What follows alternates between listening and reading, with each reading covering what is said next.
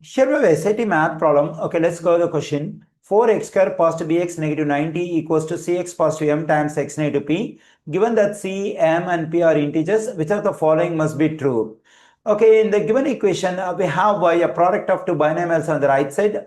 Okay, now let's multiply these two binomials on the right side. Let me write the stuff on the left side as it is. That is 4x square positive bx negative 90 equals to, let's multiply the first terms. Cx times x is cx square. Cx times a negative p is a negative cpx, and m times x is positive mx, and m times a negative p is a negative mp. Okay, 4x square positive bx negative 90 equals to cx square, and we can factor x out from these two terms because both the terms contain x. Okay, when x is factored out, we are left with negative cp over here and positive m over here.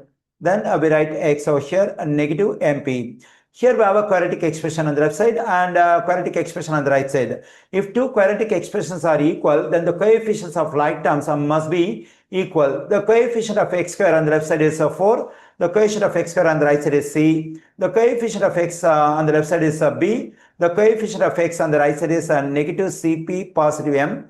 The constant term on the left side is negative 90 and the constant term on the right side is negative mp. Okay, here in this one, when I multiply both sides by negative 1, this negative 90 will become positive 90 and this negative mp will become positive mp. Now let's verify the given answer choices one by one. Let me consider the answer choice A, that is m is a factor of b. If I want this m is a factor of b, then m has to be multiplied by some number, say k, and it has to be equal to b. Okay, here when I consider this stuff, m and b are linked over here. Okay, we can consider this m is multiplied by some number, let's say that is 1. And it is not equal to b. Apart from m, we have negative cp. So in this case, we cannot consider this m is a factor of b. If m is multiplied by some number, it is directly equated to b. We can say that m is a factor of b. But here m is there, but apart from that, we have negative cp. That is, negative cp is added to m, then it is equal to b. So we cannot say m is a factor of b. So we can reject answer choice A. C is a factor of 90. We find C over here, but 90 is found in the third equation over here. So we cannot link C and 90. So we cannot conclude whether C is a factor of 90 or not. So we cannot say this is true. So let's reject answer choice B.